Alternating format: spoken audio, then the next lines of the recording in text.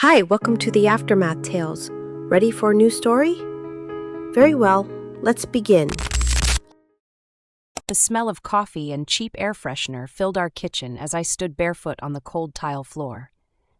It was Sunday morning, my only day off, and I was making Matt's favorite breakfast, blueberry pancakes with extra syrup and scrambled eggs with cheese. That's the thing about loving someone. You memorize all their favorites like they're your own.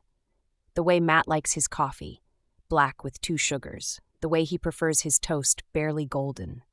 The exact amount of salt he likes on his eggs.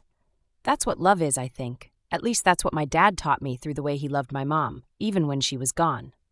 Anna! Matt burst through the door, his brown hair wild, green eyes wide with excitement. I turned from the stove, spatula in hand. What is it? What happened? He was breathless, like he'd run all the way home. Our home, a modest 2-bedroom house with faded blue siding and a porch that creaked when you walked on it. It wasn't much, but it was ours. Well, mine, technically. The house my parents had lived in, loved in, died in. They signed us. They fucking signed us. Matt grabbed me by the waist, lifting me off the ground and spinning me around the kitchen. I laughed, confused. Who signed what? Put me down, the pancakes are going to burn. He set me down, but his hands remained on my waist, his eyes locked on mine. That executive, the one who saw us play at Mitchell's bar last weekend, he called this morning. They want to sign the band to a record deal. A real, honest-to-God record deal, Anna. The spatula clattered to the floor. Are you serious? Dead serious. His smile was so wide, I thought his face might split. We're flying to Los Angeles in 2 weeks to sign the contracts. This is it, baby. This is what we've been waiting for. I remember the exact feeling that washed over me in that moment, like a wave of relief and joy and terror all at once. This was what Matt had been working toward since I met him at 19, when his band was playing birthday parties and backyard barbecues. This was the dream he talked about on nights when he came home dejected after playing to empty bars, when his fingers were calloused and bleeding from practicing the same chords for hours.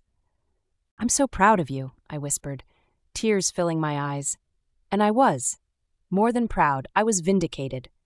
All those extra shifts at Woodman's Supermarket, all those late nights at the Shell station counting out the register while Matt was at rehearsal, they were worth it.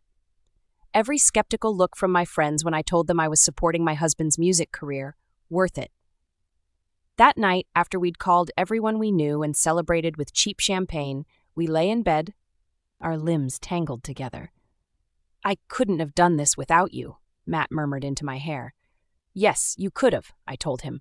"Your talent would have found a way." No. He propped himself up on one elbow, suddenly serious. "I mean it, Anna.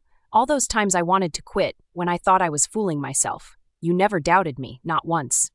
I reached up to touch his face, tracing the line of his jaw. "That's because I know you. I know what you're capable of." He kissed me then, and I remember thinking, this is what my parents had.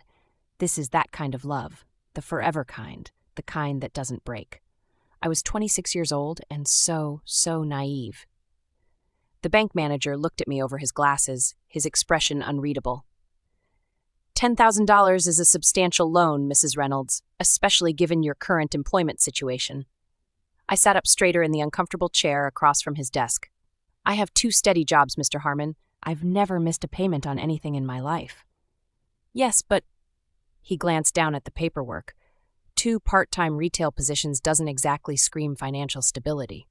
What I wanted to say was, neither does being a struggling musician, but I've managed to keep a roof over our heads for 3 years. What I actually said was, the house is paid off. I inherited it from my parents, so our monthly expenses are relatively low. He nodded slowly. Yes, that's a point in your favor, and your credit history is excellent. I'd learned from my father, pay everything on time, never buy what you can't afford, save whatever you can. Dad had been an accountant at a small local firm. Not a prestigious job, but steady, reliable. The opposite of rock stardom. "What's the purpose of this loan?" Mr. Harmon asked. "My husband's band just signed a record deal. He needs to fly to Los Angeles to finalize the contract, and there will be expenses." I paused, realizing how this might sound. "This is an investment in our future." Mr. Harmon looked skeptical, but after another 20 minutes of questions and forms, I walked out of the bank with approval for a $10,000 loan. The interest rate was higher than I would have liked, but it didn't matter. This was for Matt, for us. When I told him about the loan that evening, he protested at first. "Anna, that's too much. I can't ask you to take on that kind of debt." "You didn't ask," I pointed out. "I offered. And it's not just for you, it's for our future. When you're a famous rock star, you can pay it back with interest." He laughed, pulling me into a hug. "I promise this is going to change everything, for both of us." How right he was. The day Matt left for Los Angeles, I took the morning off from Woodman's to drive him to the airport. We sat in the terminal, his guitar case between his legs, his bandmates a few seats away, giving us space for our goodbyes. "It's just 2 weeks," he said, his fingers laced with mine.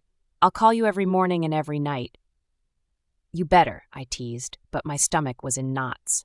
We'd never been apart for more than a day or two since we got married. "When I get back, we're going to start looking for a nicer place," he said. "Maybe in one of those new developments on the west side of town." I hesitated. "I don't know if I want to move." He looked at me, confused. "But this is our chance to get out of that old house. Don't you want something new? Something that's just ours?" How could I explain it to him?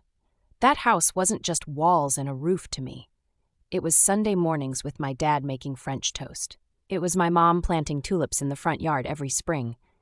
It was the last place I felt her presence, in the faint lingering scent of her perfume in the master bedroom closet that I could never bring myself to clean out completely. "We can talk about it when you get back," I said instead. "Let's not get ahead of ourselves." He nodded, but I could see the wheels turning in his head. Matt was already living in the future, a future of sold-out shows and magazine covers and houses in the hills. When his flight was called, he kissed me like he was going off to war. "I love you," he whispered against my lips. "I love you too," I said. "Now go be a rock star." I watched him walk away, guitar case in hand, until he disappeared beyond the security checkpoint. I stood there long after he was gone, a strange hollowness in my chest that I couldn't explain. True to his word, Matt called that first night. "The hotel is insane," he said, his voice crackling over the phone. "There's a pool on the roof. A roof pool, Anna." I laughed, picturing his excitement. "Just don't fall in with your guitar." "The label execs took us out to dinner at this place where they serve like gold-covered steaks." "Who does that? Rich people are weird." "Did you eat one?" "Hell no, I got a burger. But Nick tried it, said it just tasted like regular steak." We talked for an hour, about everything and nothing. He told me about the recording studio they'd toured, the famous musicians whose platinum records lined the walls.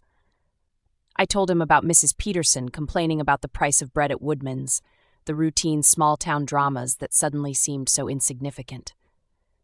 The calls continued for the first week, every morning as I got ready for work, every night before I went to bed. Then, gradually, they changed. Morning calls became rushed. "Can't talk long, we're heading into meetings." Evening calls came later and later. Matt's voice often slurred from whatever industry party they'd attended.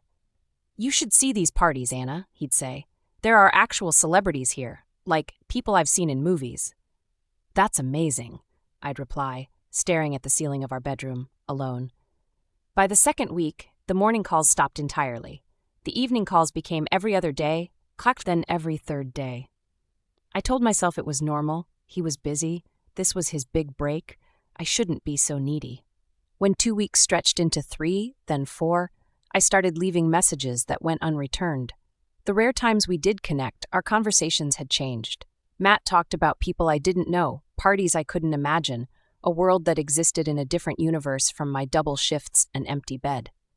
"When are you coming home?" I finally asked one night, 6 weeks after he'd left. There was a pause on the line. "That's the thing," he said slowly. "The label wants us to start recording right away. We're looking at another month, maybe 2. 2 months? I know it's not ideal." "Not ideal? Matt, you've been gone for over a month already. I haven't seen my husband in—" "This is the opportunity of a lifetime, Anna." He cut me off, his voice taking on an edge I hadn't heard before. "Do you know how many bands would kill for this chance?" I took a deep breath, trying to calm myself. I know how important this is. I just miss you." His voice softened. "I miss you too, but this is temporary. Once the album is done, things will calm down. Except they didn't. The album led to a music video, which led to a small promotional tour of the West Coast. The tour expanded to include the Midwest, then the East Coast. Suddenly, it was Christmas, and Matt was in New York for a New Year's Eve performance in Times Square. "I'll send you a plane ticket," he offered when I expressed disappointment about spending the holidays alone. "You can come to New York. It'll be amazing." "I can't just leave," I reminded him. "I have jobs here, responsibilities." "So quit," he said simply. "We don't need that money anymore. The advance from the label is more than either of us has ever seen." "It's not that simple," I argued.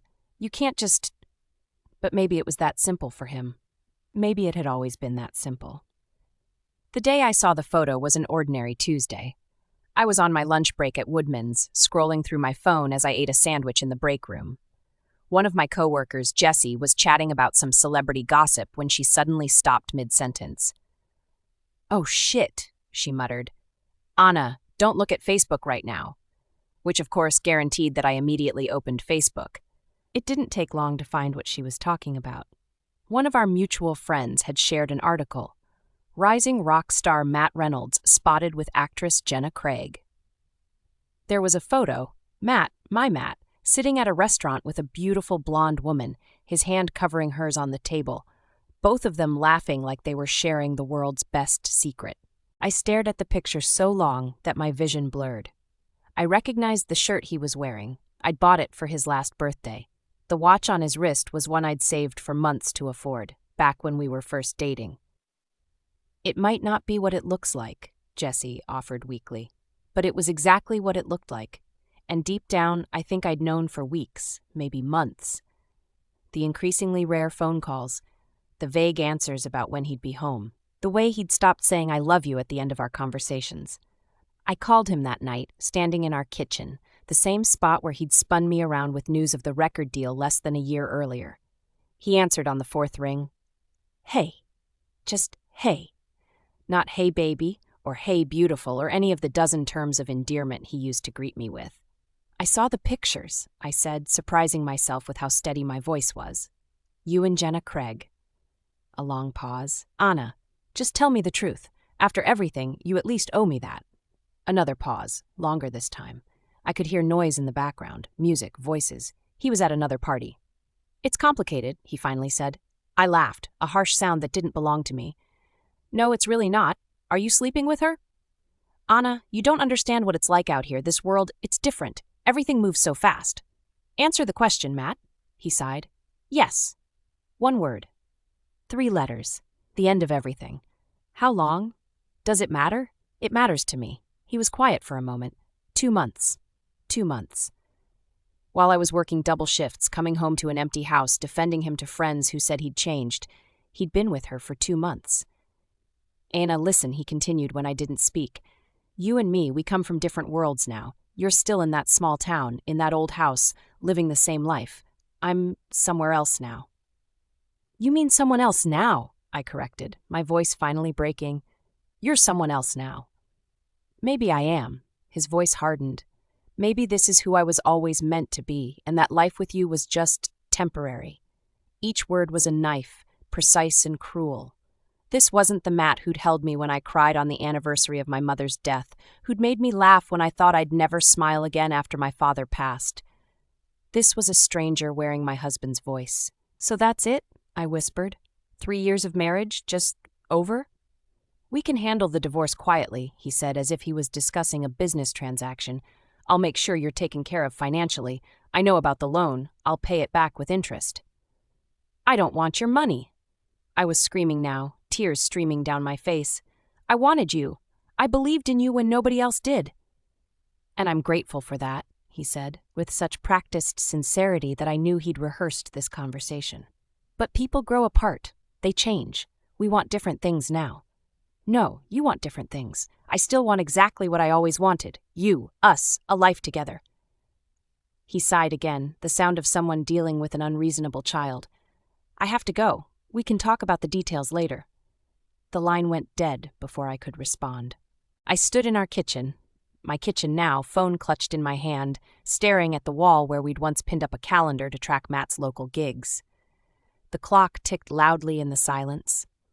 Outside, a car drove by, its headlights briefly illuminating the room before plunging it back into darkness. And then I did something I hadn't done since my father's funeral. I sank to the floor and allowed myself to completely fall apart. The divorce papers arrived 3 weeks later, delivered by courier to Woodman's while I was at work. As promised, Matt had included a cashier's check for $11,500, the loan plus interest, neatly calculated to the penny. As if putting a price tag on our relationship could somehow make what he'd done less cruel. I tore up the check, then immediately regretted it and taped it back together. Whatever my pride told me, I couldn't afford to throw away that money. Not with the bills piling up and only my 2 jobs to cover them. The papers were straightforward. Matt wanted nothing from me. Not the house, not alimony, nothing. His lawyers had been thorough, ensuring I couldn't make any claims on his future earnings. There was even a non-disclosure agreement, preventing me from discussing details of our relationship with the press. I signed everything without argument. What was the point? The Matt I'd loved was gone, possibly had never existed at all. In the months that followed, I watched from a distance as his star continued to rise. The band's first album went gold, then platinum. They toured Europe, Japan, Australia. Matt appeared on magazine covers, late-night talk shows, red carpets with Jenna Craig on his arm, her diamond engagement ring flashing under the cameras. I quit my job at the Shell station, unable to bear the pitying looks from customers who recognized me as that poor girl whose husband left her for a movie star. I kept working at Woodman's during the day and enrolled in evening classes at the community college. If Matt could reinvent himself, so could I. 7 years passed this way. 7 years of slowly putting myself back together, piece by broken piece. I finished my degree in education. Quit Woodman's for a part-time job at Ellen's Diner while I worked toward my teaching certification. Dated a few men, nice, steady, reliable men who couldn't understand why I kept them at arm's length. Matt's career had taken the trajectory that so many rock stars do. Meteoric rise, a few years at the top, then a slow decline as musical tastes changed and newer, younger bands emerged. His relationship with Jenna followed a similar path. Their breakup made tabloid headlines for weeks, each more salacious than the last. Drug use, infidelity, a public meltdown at an award show. I followed none of it deliberately, but in a small town like ours, it was impossible to avoid completely. People still associated me with him, even after all these years. "Did you hear about your ex?" they'd ask, as if his downfall should bring me some satisfaction. It didn't. Whatever anger I'd harbored had long since burned itself out, leaving only a dull ache where love had once been. And besides, I had other priorities now, like the little boy who had changed everything. I discovered I was pregnant just weeks after Matt left. By the time I realized what the morning sickness and missed period meant, he was already living with Jenna in Los Angeles, already unreachable in every way that mattered. I never told him. What would have been the point? To trap him in a life he'd made abundantly clear he didn't want? To be another tabloid headline, rock star's secret love child? No, my son deserved better than that. I deserved better than that. So Lucas grew up without a father, but with more love than many children get from 2 parents. He had my unwavering devotion, plus a community of friends who stepped in without question. Jesse from Woodman's, who babysit on evenings when I had classes. My elderly neighbor, Mr. Collins, who taught Lucas how to ride a bike. Ellen from the diner, who always sent us home with extra pie. Lucas was 6 now, a bright, kind-hearted boy with Matt's green eyes and musical ability, but my steadiness, my practicality. He played guitar like his father, fingers moving instinctively over the strings, as if he'd been born knowing how. But unlike Matt, Lucas approached music with discipline and patience, practicing scales before moving on to songs, understanding that mastery required work, not just raw talent. Sometimes I looked at him and saw glimpses of Matt, in the way he tilted his head when concentrating, in his crooked smile, in the lock of hair that fell over his forehead no matter how often I tried to comb it back. But those moments no longer brought pain, only a bittersweet recognition. Matt had given me the most precious gift, then walked away before he could appreciate its value. The day Matt came back to town, I was working the lunch shift at Ellen's. It was a typical Tuesday, quiet, just the regular crowd of retirees and a few business people from the small office complex down the street. I was refilling coffee cups when the bell above the door jangled. I didn't look up immediately, focused on not spilling as I poured. "I'll be with you in just a moment," I called over my shoulder. "Feel free to sit anywhere." "Hello, Anna." The coffee pot nearly slipped from my hand. I knew that voice, had heard it in my dreams and nightmares for years. Slowly, I turned around. Matt stood just inside the entrance, hands shoved in the pockets of expensive-looking jeans. He was thinner than I remembered, with lines around his eyes that hadn't been there before. His hair was shorter, more stylishly cut, with hints of gray at the temples. But his eyes were the same vivid green, now watching me with an uncertainty I'd never seen in them before. "Matt," I said, surprised at how calm I sounded. "What are you doing here?" He shifted his weight from one foot to the other. "I'm back in town for a while, staying at my parents' place." I nodded, suddenly aware of the diner falling quiet around us, everyone pretending not to listen while obviously straining to hear every word. "Can we talk?" he asked, glancing around uncomfortably. "Maybe somewhere more private?" "I'm working," I replied, gesturing with the coffee pot. "My shift doesn't end until 3. "I can wait," he said quickly. "Or come back, whatever works for you." The old me would have rearranged my entire schedule to accommodate him. The new me simply said, 3 o'clock then, we can talk at the park across the street." He nodded, clearly relieved. "Thank you." I watched him walk out, then became aware of every eye in the diner on me. "Well," said Ellen from behind the counter, "never thought I'd see him again." "That makes 2 of us," I murmured, my hands suddenly shaking so badly I had to set down the coffee pot. The rest of my shift passed in a blur. I dropped an order, mixed up tables, and nearly gave Mr. Peterson regular coffee instead of decaf. By the time 3 o'clock rolled around, my nerves were frayed to breaking point.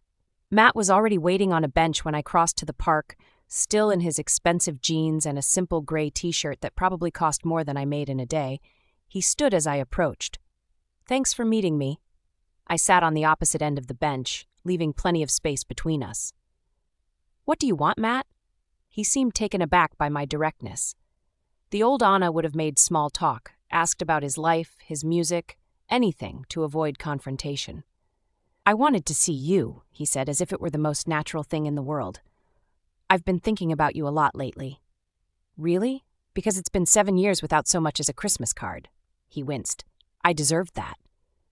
"You deserve a lot worse," I said evenly. "But I'm not interested in punishing you, Matt. I'm just curious why you're here." He looked down at his hands. Guitarist's hands with long fingers and calloused tips. "The band broke up," he said, 6 months ago. "I heard." Town gossip had ensured I knew all the details. Creative differences, dwindling record sales, the drummer's stint in rehab. "I've been adrift," he continued, trying to figure out what's next. "I kept thinking about this place, about simpler times." "You mean before you were famous? When you were just a struggling musician married to a supermarket cashier?" I couldn't keep the edge from my voice. "When I was happy," he corrected quietly, before I threw it all away for something that turned out to be hollow. I studied his face, looking for the manipulation, the charm he'd always been able to deploy so effectively. But all I saw was exhaustion and what looked like genuine regret. "What do you want from me, Matt? Absolution? Forgiveness? I'm not a priest." He shook his head. "I don't know what I want. I just know I had to see you. To tell you I'm sorry, that I know what I did was unforgivable. Yet here you are, asking for forgiveness anyway." "Not asking," he said quickly.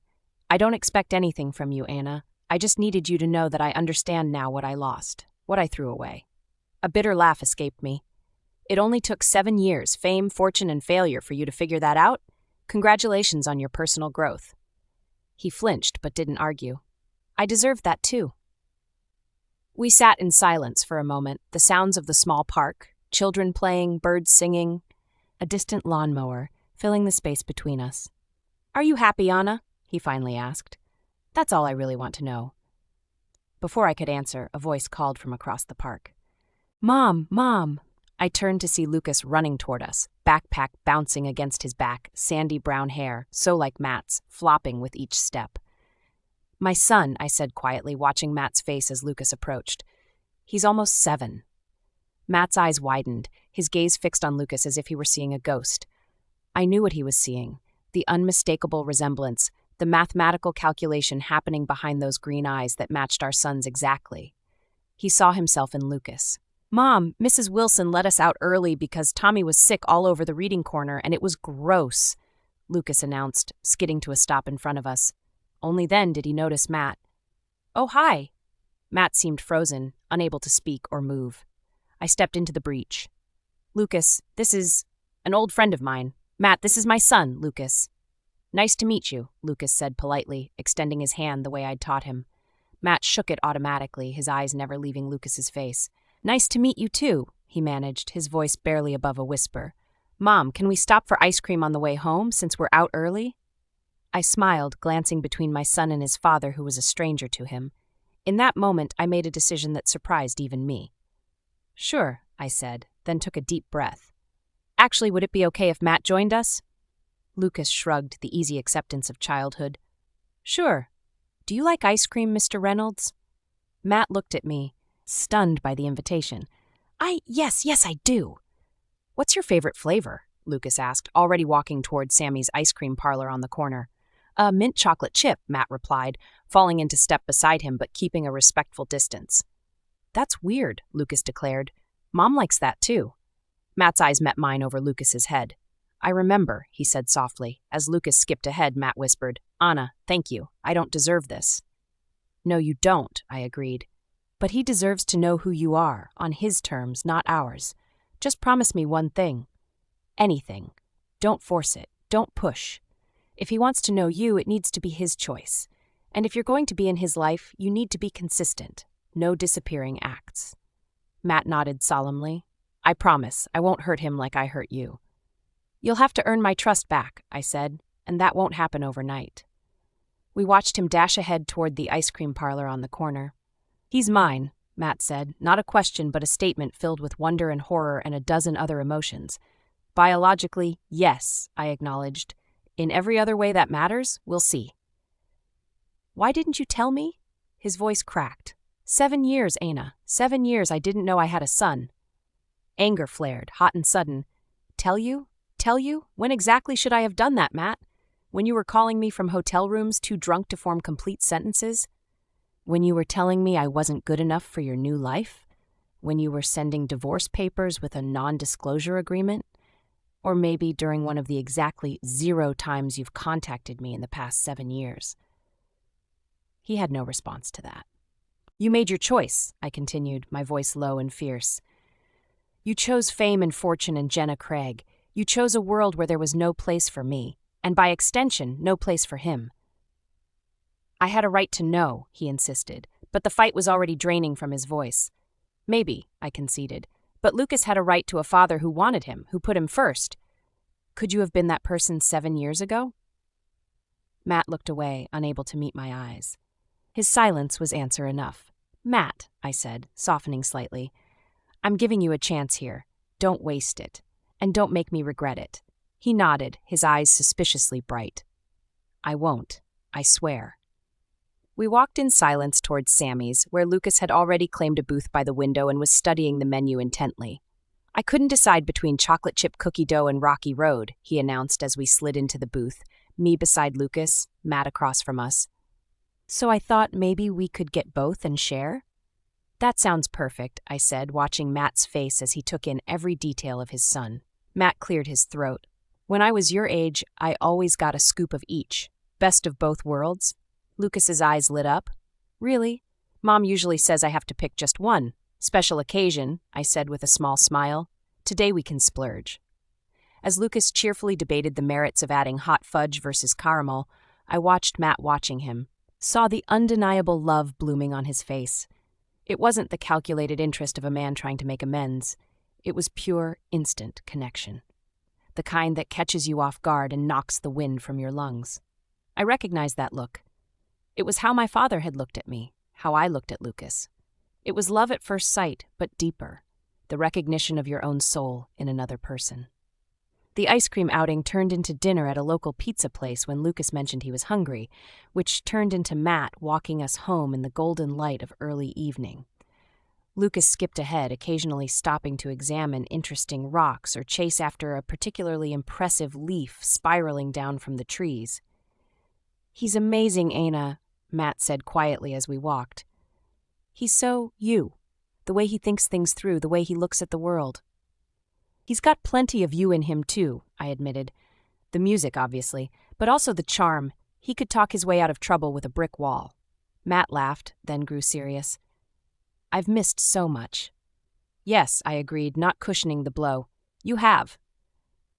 I don't know if I'm overstepping, but I'd like to spend more time with him, with both of you, if that's okay."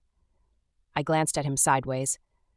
"You're back for good? Not just passing through on the way to your next gig?" Matt shook his head. "The band's done, completely. I've been thinking about teaching music, actually, giving lessons." "In this town?" I couldn't keep the skepticism from my voice.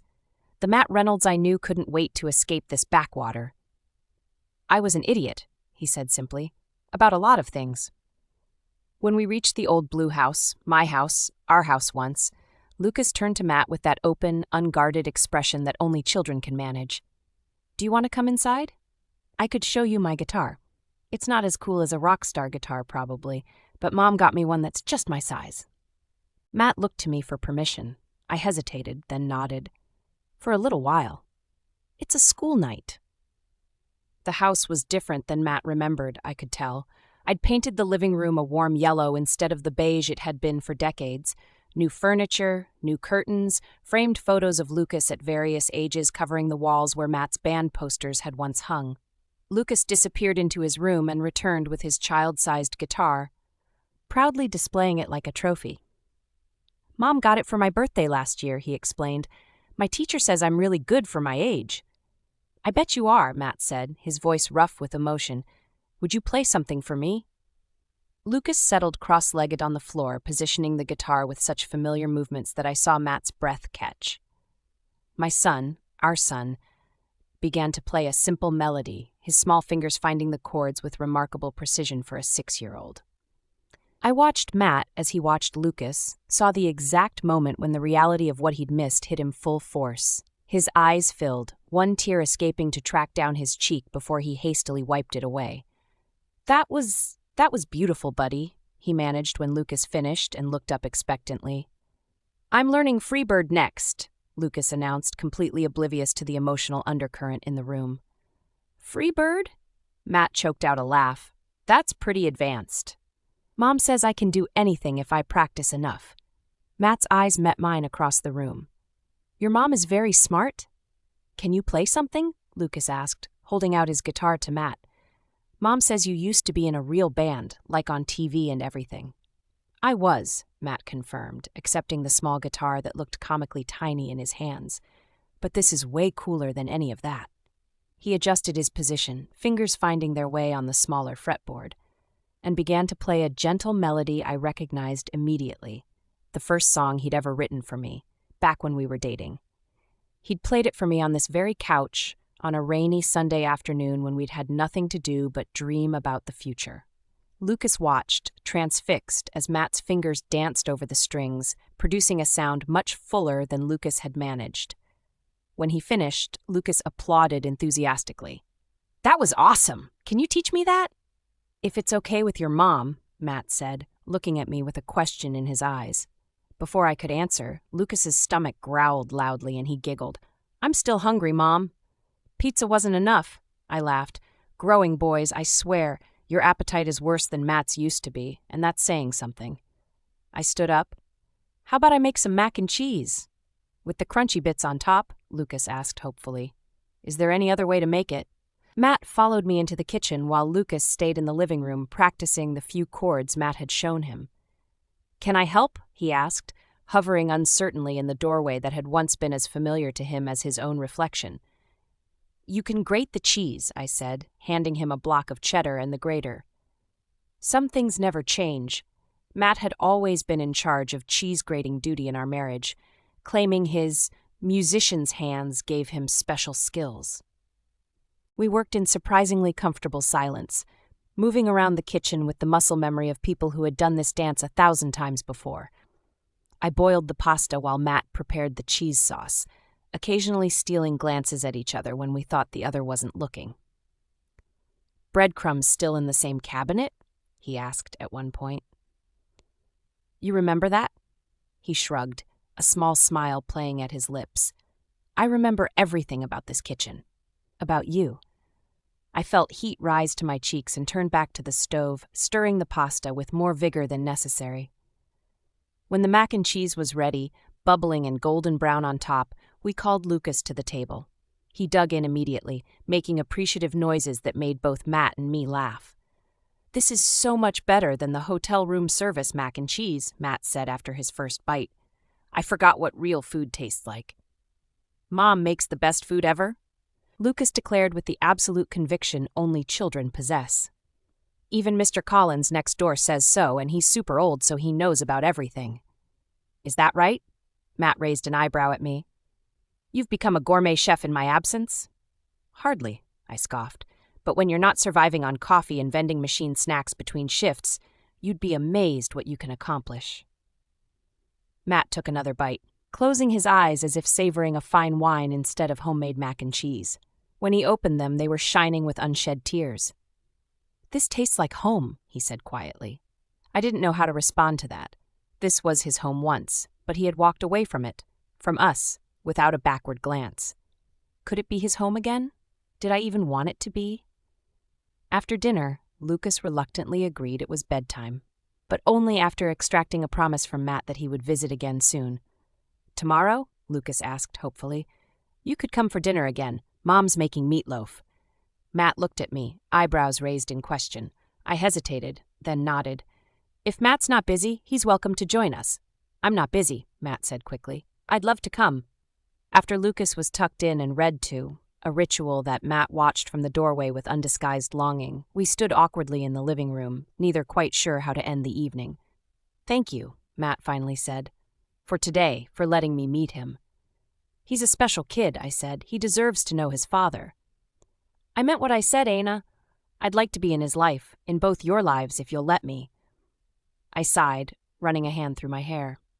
"Matt, I don't know. This is all happening so fast. This morning, you were just a painful memory, and now you're standing in my living room talking about being in our lives?" "I know it's a lot," he acknowledged, "and I know I have no right to ask for anything. But seeing you today, seeing Lucas, it's like I've been sleepwalking for 7 years and suddenly I'm awake again." "That's very poetic," I said dryly. "Did you use that line on Jenna Craig too?" A flash of hurt crossed his face. "I deserved that." "Yes, you did," I sighed again. "Look, you can be in Lucas's life. He already adores you, and he deserves a father. But you and me, that's complicated." "I know." He took a step closer. "But Anna, I need to say this. Leaving you was the biggest mistake of my life. At the time, I thought I wanted fame and fortune and all that comes with it. But none of it made me as happy as I was right here with you." "Matt," I tried to interrupt him. "Please, let me finish. I'm not asking for anything. I know I broke your trust in the worst way possible. I know I hurt you beyond what any apology can fix. I'm just telling you that I never stopped loving you. I tried, God knows I tried, but it was like trying to stop breathing. You've always been the one." I crossed my arms, protecting myself from words I'd once dreamed of hearing. "It's been 7 years. We're different people now. Are we? Because being with you today felt like coming home, like the past 7 years were just a bad dream." "They weren't a dream for me," I said sharply. "They were my reality. Working 2 jobs, raising a child alone, building a life from the ashes of the one you burned down." He flinched, but didn't back away. "You're right. And I will spend the rest of my life making that up to you, if you'll let me. Not all at once. Just give me a chance to show you who I am now." And who is that exactly? Someone who finally understands what matters. Someone who knows that all the Grammy Awards in the world don't mean a thing if you don't have someone to share them with. Someone who fell in love with you all over again the moment I saw you in that diner. I shook my head, fighting against the part of me that wanted to believe him. "You can't just walk back into our lives and expect—" "I don't expect anything," he interrupted. "I'm hoping. There's a difference." Despite myself, I smiled a little at that. "Always so precise with your words, Reynolds. Only when they matter." He reached out slowly, telegraphing his movement, giving me plenty of time to move away. When I didn't, his hand cupped my cheek, his thumb brushing along my cheekbone. "And you've always mattered, Anna, even when I was too stupid to act like it." For a moment, I let myself lean into his touch, let myself remember what it felt like to be the center of Matt Reynolds' universe. Then I stepped back, breaking the contact. "Dinner tomorrow at 6, I said, moving toward the door. "Don't be late." A smile spread across his face, lighting up his eyes in a way I hadn't seen in years. I wouldn't dream of it.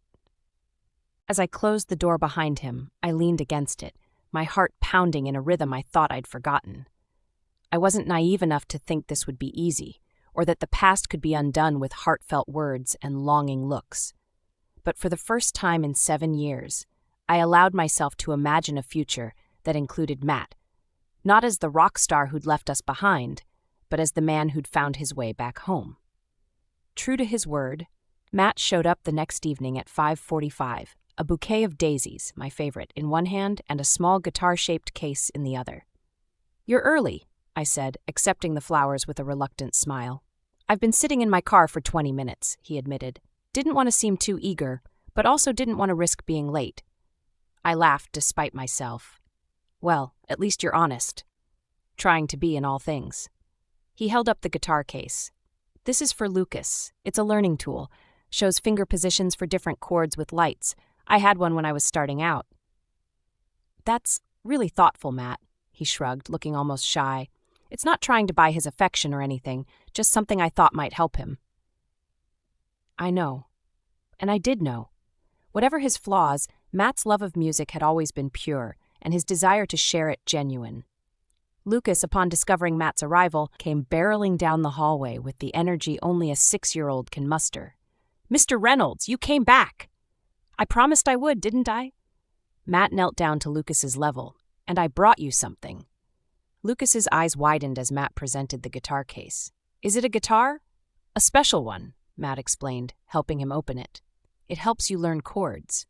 The look of pure joy on Lucas's face as he examined his gift made something twist in my chest. This was what he'd been missing, what I couldn't give him, no matter how hard I tried. A connection to the part of himself that came from his father. Dinner was surprisingly relaxed. Lucas dominated the conversation, peppering Matt with questions about being in a band, about his favorite songs, about whether he knew any real celebrities. "Met a few," Matt acknowledged. "But they're just regular people with irregular jobs." "Even Taylor Swift?" Lucas asked skeptically. Matt laughed. "Never had the pleasure, but I'm sure she puts her pants on one leg at a time, too." "That's what Mom always says about famous people," Lucas said, then added in a perfect imitation of my voice, "They still have to flush the toilet like everybody else." Matt nearly choked on his meatloaf, coughing and laughing at the same time. "Your mom always did have a way with words." "Speaking of which," I interjected, "Lucas, what do we say about repeating private conversations?" Lucas had the grace to look sheepish. "That it's not polite. Sorry, Mom." After dinner, Lucas insisted on showing Matt his room, proudly pointing out his collection of rocks, his bookshelf organized by color. "It looks like a rainbow," and his prized possession, a poster of Matt's band that I'd reluctantly allowed him to put up after he'd discovered his father's identity through a classmate's older brother. "You have our poster?" Matt asked, visibly moved. "Mom got it for me after she told me who my dad was," Lucas explained matter-of-factly. "She said even though you couldn't be here, I should know where I came from." Matt shot me a grateful look over Lucas's head. "Your mom is pretty special, you know that?" "Duh," Lucas said, with the perfect blend of affection and exasperation. "She's the best mom ever." Once Lucas was in bed, Matt and I found ourselves on the porch swing, the same one we'd sat on countless nights during our marriage, dreaming about the future. "You did good, Anna," he said softly. "He's amazing." "He is," I agreed. "He makes it easy." "No, it's you. The way you've raised him. He's confident, kind, curious. That's all you." I shrugged, uncomfortable with the praise. I did what any parent would do. "Not any parent," Matt said pointedly. "Not me." "You weren't here." "By choice," he reminded me. "That's on me, not you." We sat in silence for a moment, the swing creaking gently beneath us. "This feels surreal," I finally said. "You, here, on this porch, in this house. Good surreal or bad surreal?" I considered the question. Jury's still out. He laughed. Fair enough. Then, more seriously, Anna, there's something I need to ask you. Okay, the band's last album, did you listen to it? The question caught me off guard. No, I haven't listened to any of your music since. Well, since. He nodded as if he'd expected this answer. There's a song on it, track 7, The House with Blue Siding. My breath caught. Our house, this house, had blue siding. It's about you, he continued. About us. About how badly I screwed up. Matt, you don't have to listen to it, he said quickly. I just wanted you to know it exists. That even when I was at my lowest, most self-destructive point, I never forgot what I threw away. I didn't know what to say to that. Part of me wanted to run inside and download the song immediately. Another part wanted to tell him that songs couldn't undo years of absence. The critics said it was my most honest work, he added with a wry smile. They had no idea. I'll think about listening to it, I finally said. No promises. That's all I ask. He glanced at his watch. I should go, let you get some rest? I nodded, rising from the swing. Lucas has soccer practice tomorrow after school, at the field behind the elementary. 3:00 if you want to come. The smile that spread across his face was so genuine, so full of hope, that it made my heart ache in a way I hadn't allowed it to in years. I'll be there, he promised. The next few weeks fell into a pattern. Matt would come to Lucas's soccer practices, cheering from the sidelines. He'd join us for dinner 3 or 4 times a week. On weekends, he'd take Lucas to the park or the library, always asking my permission first, always bringing him back exactly when promised. Lucas thrived under the attention, blossoming in ways I hadn't even realized he needed. His guitar playing improved dramatically with Matt's guidance. He started talking about when I'm a musician like my dad, with such certainty that I couldn't bring myself to suggest more practical career options. As for Matt and me, we circled each other cautiously, rebuilding a friendship on the ruins of our marriage. There were moments, his hand brushing mine as we both reached for the salt shaker, our eyes meeting across the room when Lucas said something particularly funny, when I felt the old spark flare to life. But I tamped it down, protected myself from hoping too much, until the night of Lucas's school talent show. He'd been practicing for weeks, determined to play and sing in front of an audience like Dad used to do. Matt had coached him patiently, never pushing too hard, but never letting him give up when he hit a difficult chord or couldn't quite reach a note. We sat side by side in the uncomfortable folding chairs of the elementary school auditorium, close enough that I could smell the familiar scent of Matt's cologne, the same one he'd worn when we were married. Some things never changed. When Lucas stepped onto the stage, looking impossibly small with his child-sized guitar, I felt Matt's hand find mine in the darkness. I should have pulled away. Instead, I laced my fingers through his, holding on tight as our son began to play. The song was simple. You Are My Sunshine, with a few embellishments Matt had taught him. Lucas's clear, sweet voice filled the auditorium, and I felt tears spring to my eyes. Beside me, Matt made a choked sound. I glanced over to see tears streaming unashamedly down his face. I missed so much, he whispered, his voice raw. I'll never forgive myself. I squeezed his hand. You're here now. When Lucas finished to enthusiastic applause, he looked directly at us, at his parents sitting together holding hands, and his smile was like the sun breaking through clouds after a storm. Later, as we walked home, Lucas skipping ahead with his participation trophy clutched proudly in his hands, Matt stopped suddenly in the middle of the sidewalk. I can't do this, he said. My heart dropped. Can't do what? This half-life. Being with you both, but not with you. Anna, I'm still in love with you. I never stopped, and every day I spend with you and Lucas makes it clearer that I can't go back to a life without you in it. Matt, we've talked about this. It's complicated. It's the simplest thing in the world, he interrupted. I love you. I love our son. I want us to be a family. A real one, not this arrangement where I'm the friendly ex who comes to dinner. After everything that happened, I know I hurt you in ways I can never fully make right, but Anna, look at us. Look at how far we've come in just a few weeks. Can you honestly say you feel nothing for me? I couldn't. That was the problem. Despite my best efforts, despite all the walls I'd built, Matt had found his way back into my heart. Or maybe he'd never truly left it. I'm scared, I admitted, the words barely audible. I can't go through that again. I won't survive it a second time. Matt took my face in his hands, his touch gentle but sure. You won't have to. I'm not that person anymore. Fame, fortune, all of it. I've had it, and it was empty without you, without family. I know what matters now, and I'm never letting go again. How can I believe that? I whispered, even as I leaned into his touch. Let me prove it, every day, for the rest of our lives. He smiled, his eyes crinkling at the corners in the way that had always made my heart skip. Besides, have you tasted your own meatloaf? Who would be stupid enough to walk away from that twice? A laugh bubbled up from somewhere deep inside me. Are you saying you're only interested in my cooking skills? Among other skills, he murmured, his voice dropping in a way that sent heat rushing to my face. You always were talented in multiple areas, Mrs. Reynolds. Mom, Dad, Lucas called from up ahead. Are you guys coming or what? You promised hot chocolate if I did good in the show. Dad?